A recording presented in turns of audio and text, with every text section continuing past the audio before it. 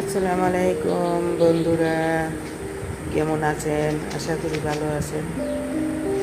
এই যে ছাগলটা হচ্ছে আমার বাড়ির ছাগল।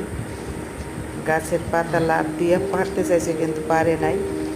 আমি আবার একটু ধরে নিছি, লেচু পাতা খাইতেছে।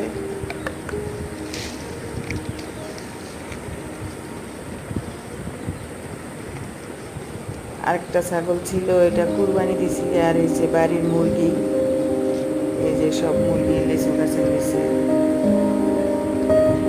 এটা হচ্ছে আমার বাড়ির আশেপাশের গাছগাছালি।